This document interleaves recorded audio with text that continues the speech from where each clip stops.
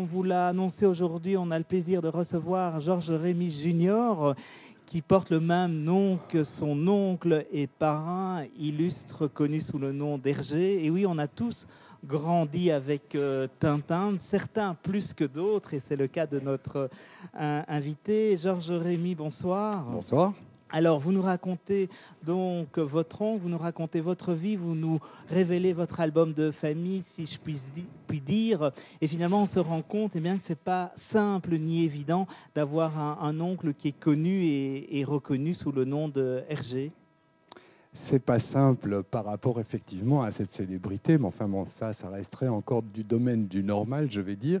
Ce qui n'est pas simple du tout, c'est d'avoir à la fois un père et son frère, Hergé en l'occurrence, qui tous les deux sont des caractères extrêmement forts et qui revendiquaient dès mon plus jeune âge le fait que je doive être un général de corps d'armée dès le départ. Mon père était militaire, donc ça tombait sous le sens.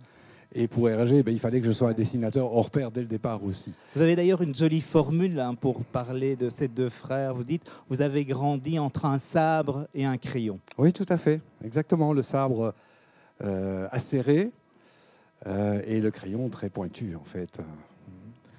Alors aujourd'hui, bien 30 ans après le décès d'Hergé, vous avez décidé de jeter l'encre et finalement de nous offrir un tableau de mots pour raconter cet océan familial, traversé de vents, de tempêtes, comme dans toutes les familles illustres ou pas, et où finalement il semble n'y avoir qu'un seul maître à bord, c'est Hergé. Alors Hergé, est-ce que pour vous, c'était un membre de la famille ou est-ce que pour vous, déjà, c'était une personnalité à laquelle il fallait s'adresser avec déférence et déjà, le personnage public l'emportait sur le personnage privé? Non, il y a une dualité. Dire que l'un l'emportait sur l'autre, ça m'est très difficile.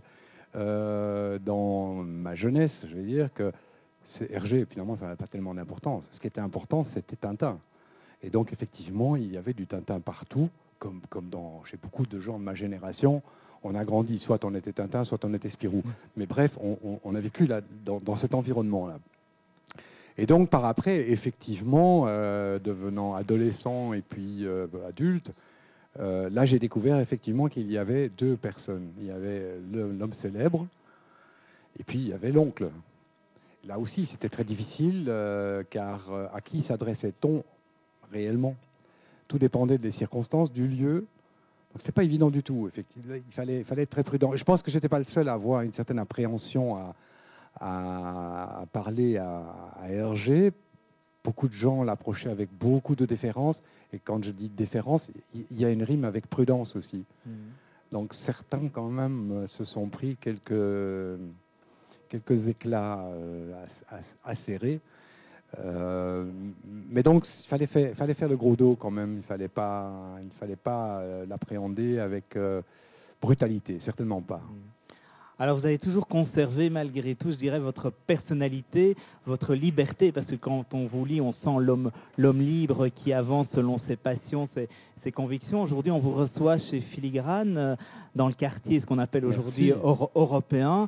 Et finalement, c'est également pas loin d'ici que vous avez fait vos débuts de peintre avec votre exposition Voile du Nord. Je crois que c'était Voile en mer du Nord. Voile en mer du Nord. Si mes souvenirs sont exacts, c'était avenue Franklin. Le numéro, vous m'en pardonnerez. Mais c'était très sympa. Et c'est cette exposition-là qui m'a effectivement valu les foudres de Hergé, en l'occurrence, cette fois-ci. Alors que j'adressais l'invitation à mon oncle. Vous voyez, c'est toujours très ambigu. Hein. Pourquoi? Est-ce que c'était quelqu'un qui n'aimait pas qu'on aille sur cette plate-bande? Non, je pense à sa décharge avoir été maladroit. C'est-à-dire que j'ai pas vraiment réfléchi au fait que je m'adressais quand même à un personnage célèbre, dessinateur de renom, à qui je demandais de venir assister à un vernissage de tableaux qui était certes peut-être sympathique, mais qui n'était pas à la hauteur et à la mesure de ce que lui dessinait. Donc, il y avait un hiatus quand même là. Donc, mais c'est vrai que je l'ai très mal pris. D'autant plus que là, vous racontez également dans le livre que vos rapports n'ont jamais été évidents. Et quand nous, lecteurs, on lit par exemple l'histoire de l'armoire, on est assez étonné de se dire que pour une question d'armoire, parfois on peut se brouiller comme ça avec des membres de sa famille. C'est ça la dualité. c'est un personnage assez étrange, en définitive. C'est le gémotype, si je puis me permettre de faire allusion à de l'astrologie. Donc, encore une fois, on ne sait pas à qui on a affaire. Un jour, il est comme ça, le lendemain, il est autrement. Personnage difficile à cerner. Alors, l'histoire de l'armoire, elle a fait le tour des studios. Bob Demore, avec qui m'aimait bien, avec qui je m'entendais bien quand on se voyait, m'a assez souvent répété « Nom d'un chien, nom de Dieu, genre, qu'est-ce qu'on a rigolé avec cette histoire d'armoire, personne n'a jamais rien compris à la rage de ton oncle. » Donc, moi non plus, je ne comprends toujours pas. Si ce n'est qu'effectivement, voilà, c'est un homme qui vivait finalement fort retranché dans sa célébrité, qui ne se confiait pas beaucoup. Il y a quelques personnes comme Numa Sadoul et d'autres. C'est pas évident. Et c'est surtout post-mortem que des biographes ont fait un travail remarquable d'ailleurs, à commencer pour moi par Pierre Assouline, et puis Benoît bien sûr, et puis ensuite Philippe Godin. Mais connaître le personnage, écrire sur lui en l'ayant bien connu, c'est pas évident du tout. Je crois que beaucoup se sont posé pas mal de questions. Mais c'est la force de votre livre, parce que c'est vrai, il y a presque 200 livres consacrés à Hergé, mais la tonalité du vôtre, c'est finalement Hergé vu de l'intérieur, Hergé vu de sa famille, parce que vous nous proposez des documents importants qui sont des courriers, des extraits du journal intime de sa première épouse Germaine, qui a été oubliée, qui a quand même été là dès le début, et vous nous proposez finalement Hergé vu à travers sa famille, sa vraie famille, sa famille de départ. Oui, mais vous savez, au départ, il y a... Allez, je vais commencer autrement. Je vais dire, il y a 5 ans, j'ai publié un compte d'auteur, excusez-moi, mais vous en avez d'ailleurs proposé à vos lecteurs, les dessins de mon père au travers d'un coffret contenant 3 livres. Donc, je voulais qu'on comprenne que mon père n'était pas seulement le personnage, le soudard que d'aucuns dans les biographies d'Hergé avaient l'air de désigner durement, mais que c'était aussi quelqu'un qui avait une énorme passion pour l'équitation, c'était un cavalier émérite, et en plus de ça, c'était un très bon dessinateur. Et donc, je voulais faire un travail de réhabilitation, en quelque sorte, du père par rapport à l'aura énorme de son frère. Donc, effectivement, on se retrouve avec 2 personnages, deux personnalités extrêmes, l'une comme l'autre, professant exactement les mêmes valeurs, l'un officier au travers du serment d'officier et donc de sa disponibilité par rapport au pays, donc jusqu'à l'acte ultime, comme il le disait.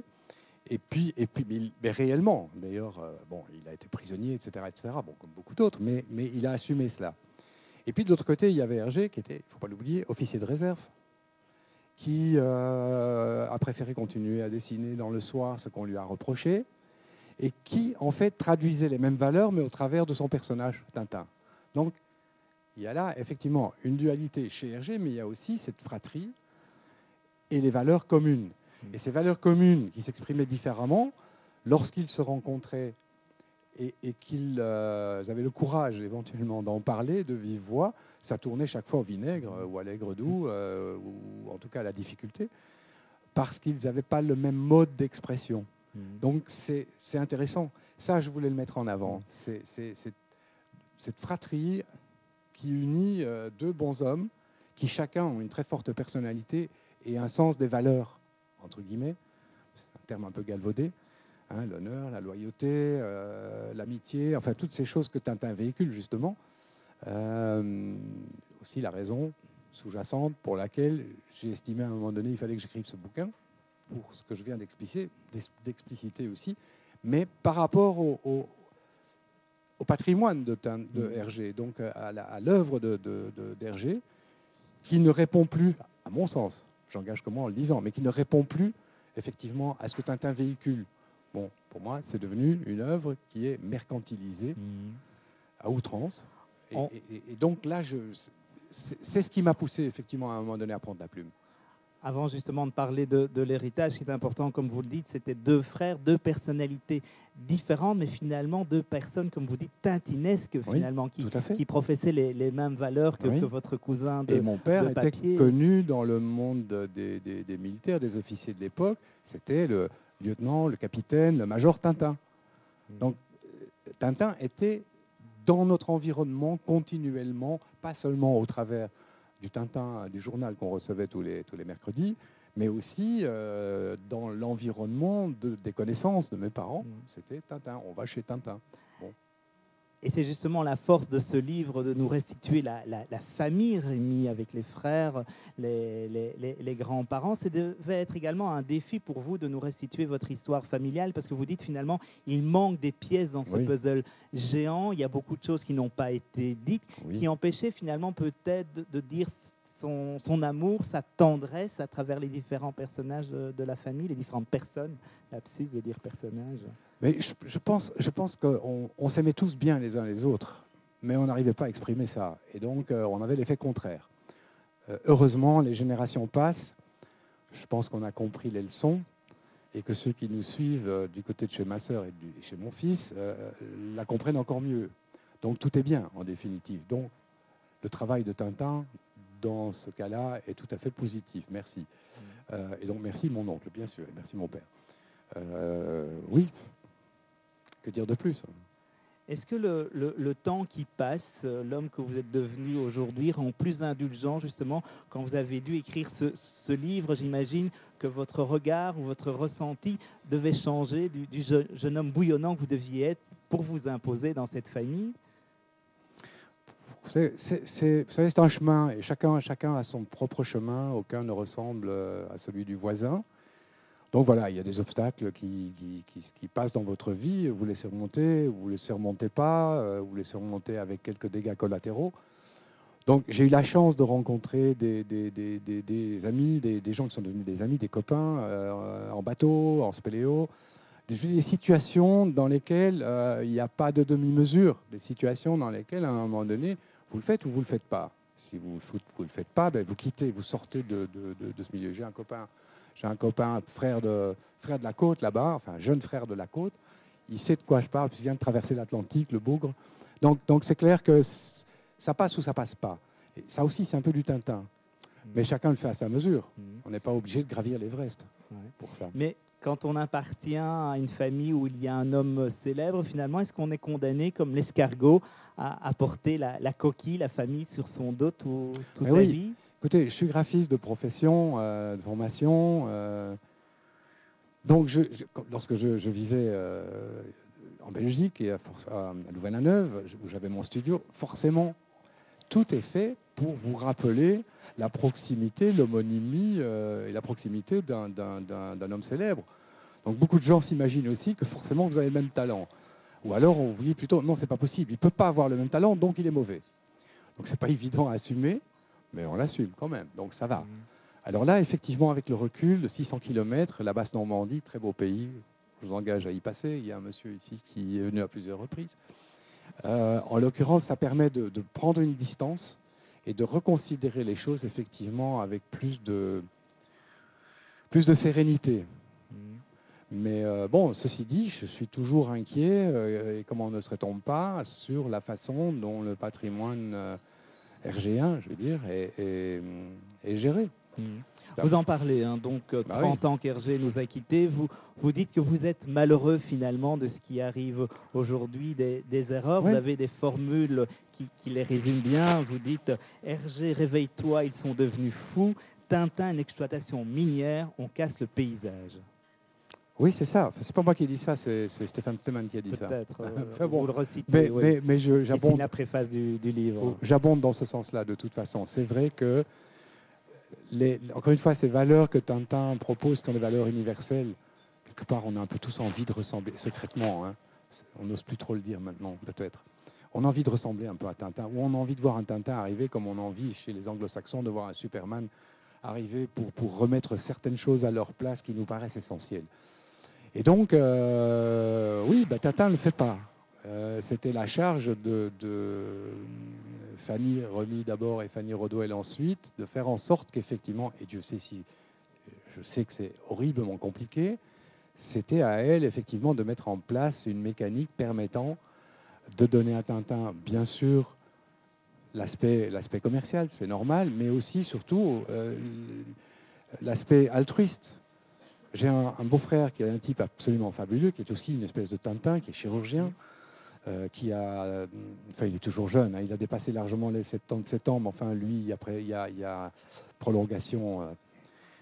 C'est un type fabuleux qui travaille pour MSF depuis des années et qui me dit un jour, mais enfin, c'est quand même incroyable. On aurait tant besoin d'un Tintin, on aurait tant besoin d'un support qui nous permette effectivement d'aller plus loin. Je dis, c'est MSF, ça peut être autre chose. Tintin a cette nature profonde de catalyser en quelque sorte l'envie de faire du bien, l'envie de se mouiller pour une cause. Bon, la cause ici, qu'on mouille, si j'ose dire, c'est le mercantilisme, c'est le rapport, c'est une protection absolument excessive du personnage, de ses images, imagettes, tout ce qu'on veut. Dieu sait le nombre de gens qui ont eu affaire à Nick Rodwell ou à ses services. Ça a quelque chose de vertigineux. Donc le monsieur, s'est créé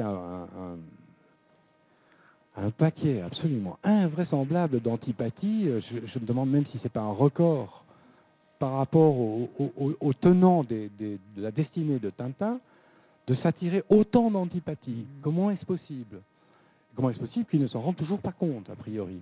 Mais finalement, ça pose la question de l'entourage des artistes. Finalement, un artiste Oui, est là pour produire, donner son art. Et puis, c'est un autre métier de mettre en exposition et de faire vivre après la production. On a l'impression que souvent, les grands artistes sont mal entourés et que leur héritage, que ce soit dans toutes les familles, est toujours difficile à gérer, parce que c'est toujours au moment de l'héritage que les problèmes se posent souvent. Je pense qu'Hergé a commis là une erreur qui est de ne pas avoir pressenti l'importance de son œuvre par rapport à un public fiévreux, je vais dire, et par rapport surtout à un marché potentiel que Tintin représente. Donc, je pense qu'il n'a pas vraiment pris la mesure de ce qui allait ou de ce qui pouvait se passer.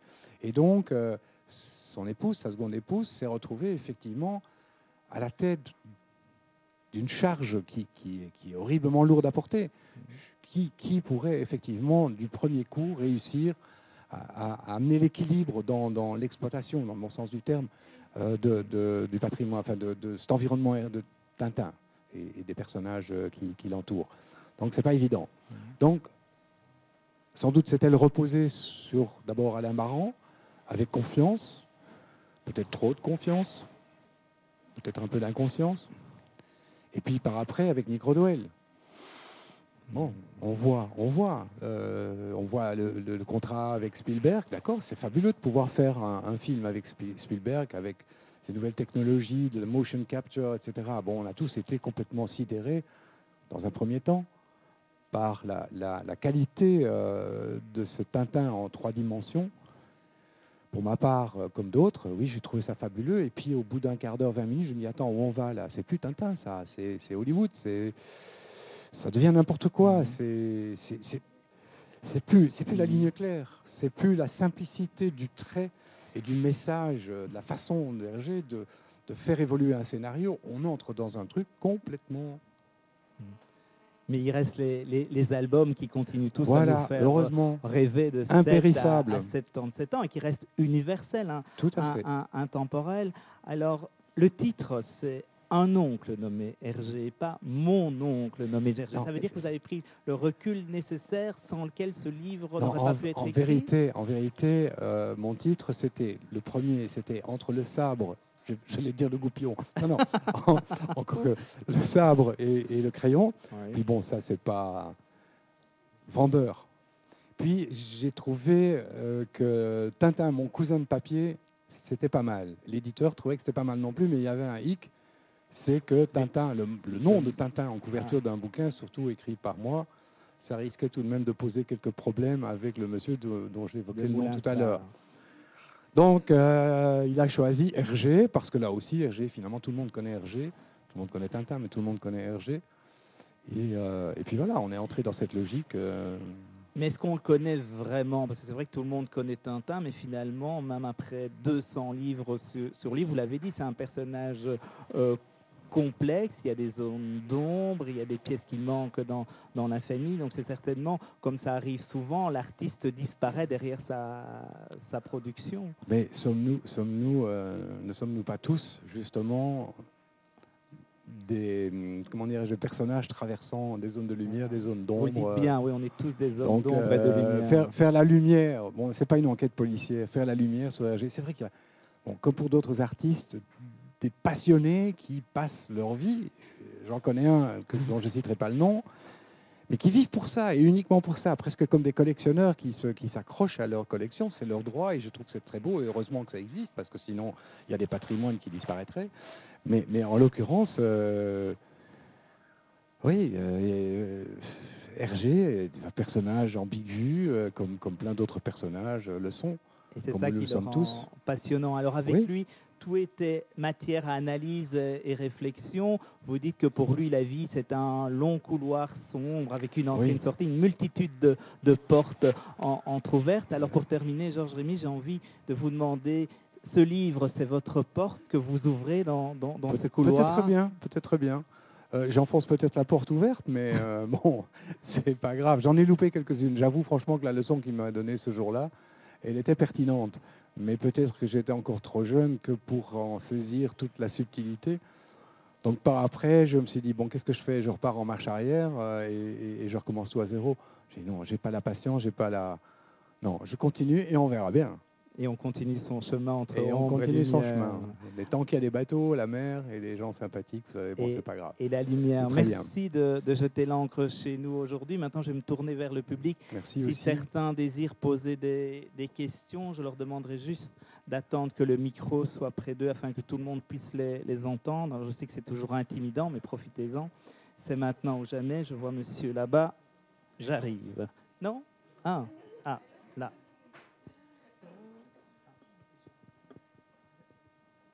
Voilà, mais c'est une question qui ne sera pas tout à fait par rapport au livre, puisque je ne l'ai pas encore lu. Je te reconnais bien, Laurence. Je ne vais pas tarder à le faire. Je suis venue pour l'acheter et je compte bien avoir une dédicace.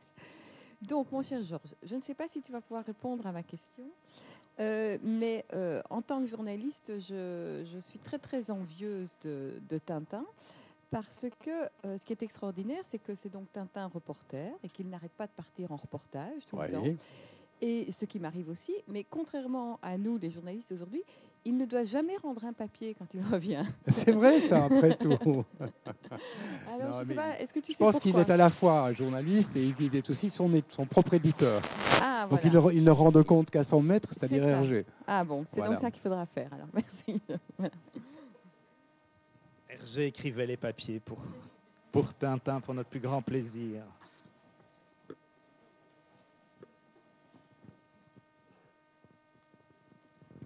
Donc, on a parlé de nombreux livres écrits sur Hergé. J'en ai lu certains qui sont effectivement très intéressants, surtout quand c'est biographique ou descriptif.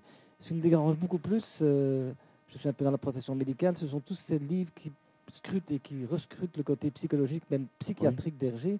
Et lui-même disait à certains moments, mais écoutez, il ne faut pas voir si loin. Donc, je crois qu'on a un peu surgonflé ou exagéré en tout cas. Vous avez Certains raison. livres qui sont tout à fait ennuyeux à lire et que j'arrête après quelques pages. Vous avez raison, mais c'est justement un des mystères qui entoure l'œuvre de mon oncle, c'est qu'elle est inépuisable, je vais y arriver, dans les possibilités d'analyse. Donc tout le monde y va de son analyse, mais je trouve ça fabuleux quelque part, et aussi par moments énervant. Parce qu'il y a des gens qui vont parfois chercher très loin des explications qui n'en sont pas. Mais c'est vrai qu'il y a des analyses psychologiques ou psychanalytiques qui parfois poussent le bouchon de très loin. Mais pourquoi pas?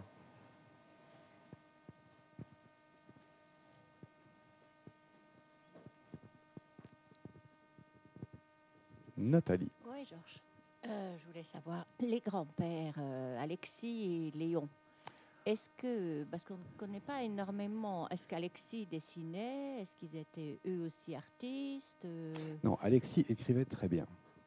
Alexis travaillait pour une maison de couture Van Roy et voyageait déjà avant la Première Guerre mondiale et après la Première Guerre mondiale aussi. Il voyageait partout, en France, en Suisse, enfin, là où les chemins de fer pouvaient le mener. Et dans chaque arrêt, dans chaque ville, municipalités, il se servait ce qu'on appelait à l'époque, chaque hôtel avait son papier à lettres, son papier en tête, avec souvent une gravure de l'hôtel des voyageurs, etc. C'était très joli. Et donc, il a écrit des dizaines et des dizaines de lettres pour relater à ses enfants et à sa femme ce qu'il voyait, les gens qu'il rencontrait, les habitudes des lieux, etc., etc. Bon, ces lettres existent. Léon, son frère, lui, c'est le moustachu 14-18, la bataille de l'Isère, tailleur militaire. Je me souviens que durant mon service militaire, j'ai reçu un uniforme sur mesure, taillé, mais vraiment au millimètre près, ce qui m'a valu quand même quelques ennuis avec mes chers confrères soldats qui trouvaient que je portais un peu trop beau. Mais donc ces deux personnages qui sont aussi fort différents l'un de l'autre et en même temps très proches, c'est aussi quelque part un avant-goût de la fratrie suivante. Et là, c'est intéressant. J'aimerais bien pouvoir faire un travail et faire une écriture sur les deux bonshommes qui ont précédé. Parce qu'eux, effectivement, ont une histoire étrange aussi, puisque voilà, Hergé, un jour, a fait faire des recherches généalogiques, et puis il y a un point d'interrogation, on ne sait pas très bien. Moi, j'ai chez moi une photo, une grande photo à l'ancienne, d'une dame qui s'appelait Marie de Vigne, que je salue, hein, qui était mon aïeule. Et quelle est l'histoire de Marie de Vigne et donc la maman des deux premiers frères et puis des deux jumeaux, puisque c'était des jumeaux, et puis des deux frères de la génération d'après. Ça me paraît intéressant. Ça me paraît intéressant sur le plan de l'aventure humaine, tout simplement. Bon, et le fait, encore une fois, que c'est lié à Hergé, c'est clair qu'automatiquement, ça éveille en nous une curiosité. Pourquoi pas ?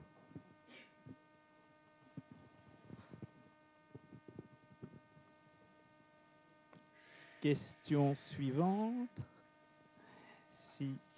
Voilà, nous allons chez le monsieur qui a traversé l'Atlantique. Je traverse également. C'est pas l'Atlantique, bonjour Jean. Moi, j'ai une simple question à poser à propos de Tintin par rapport à, c'est-à-dire par rapport à Quick et Flupke, par rapport à Totor C.P. Danton, qui, je crois, a été le tout premier dans le Boy Scout belge, et peut-être encore l'un ou l'autre qui me vient plus à l'esprit. Alors, la question était de savoir si Hergé avait tenté un certain nombre de choses pour ne retenir que Tintin, ou bien si les autres, je pense aux bandes dessinées, et en particulier à Quick et Flupke, étaient restés un peu dans l'ombre, mais toujours présents. Bonsoir Robert. Bonsoir Jean. Merci pour la question. Donc, je pense que Tintin a tellement rapidement pris de la célébrité et de l'ampleur. Je pense qu'effectivement, je suis pas tintinologue, hein, donc je peux me tromper beaucoup. Mais je crois qu'effectivement, dans le contexte du petit 20e de l'époque, de l'abbé Wallet, qui était jamais très loin, hein, qui était le précepteur, le mentor, celui qui dirigeait dans l'ombre l'avenir d'Hergé et de son héros, Tintin, les autres n'avaient par après non plus beaucoup de place pour s'exprimer. Donc il y a eu Joëzette, il y a eu quelques autres aventures, mais finalement Joëzette c'était une espèce de répétition par le style déjà des aventures de Tintin. Donc il y a eu Tintin chez les Lapinos, enfin il y a eu différentes tentatives à différentes époques, mais qui ont fini très vite par disparaître, sauf Quick et Flupke, parce qu'encore une fois je pense que par rapport à ce qu'on disait tout à l'heure, Quick et Flupke c'est Paul et Georges. Ce sont les deux gamins de la rue de Theux qui n'arrêtaient pas de faire des frasques et de provoquer l'agent. De quel numéro ? Le 22, c'est ça ? Je ne sais plus. J'aurais dit 212. Non. Non. Bon, bref. Donc, effectivement, Quick et Flupke. Alors, il y a une petite anecdote assez étonnante. C'est qu'un jour, je me rends chez mon oncle, chez son domicile privé. Nous discutons de choses et d'autres. J'étais avec mon fils, Frédéric, qui devait avoir à l'époque 6-7 ans. Et pour l'occuper, Hergé lui donne une série d'albums qui traînaient là dans le bas d'une armoire. Et en fait, c'était des Quick et Flupke. Et dans le cadre de notre conversation très sérieuse, au demeurant, on entend des éclats de rire. Et c'était mon fils qui était vraiment occupé à s'amuser. Et Hergé de dire « Ça alors, je n'aurais jamais cru que ça pouvait encore intéresser des enfants de notre époque, de notre temps. Et curieusement, par après, on a vu refleurir les Quick et Fluke édités. Je ne sais pas si c'est lié, je n'en revendique absolument pas, enfin, mon fils n'en revendique pas la paternité, si j'ose dire, mais oui, peut-être bien que c'est ce qui s'est produit, et Quick et Fluke reste très vivant. Moi, ça m'amuse beaucoup, parce que, bon, on est tous un peu Quick et Fluke, que j'espère qu'on est tous encore, même si nos rotules ne sont plus aussi jeunes que les leurs. Bon, c'est des potaches. Voilà. Voilà, et c'est la grande force de toute l'œuvre d'Hergé d'être intemporelle. Je vous inviterai maintenant à poursuivre cette conversation de façon plus intime lors d'une séance de signature grâce à Georges Rémy qui nous fait le plaisir d'être parmi nous. Donc merci de nous avoir écoutés et je vous invite donc à le rencontrer de façon beaucoup plus intime. Et Georges Rémy, merci d'avoir été parmi nous. Merci à vous et merci Filigrane. Donc votre livre paru chez l'éditeur L'Archipel, qui est sur le piano également ici. Et que je remercie, oh là, que je fatigue, excusez-moi. L'Archipel, effectivement, qui a eu l'audace de publier ce livre, parce que je pense que tout le monde ne l'aurait pas fait, pour 1001 raisons. On les connaît. Voilà.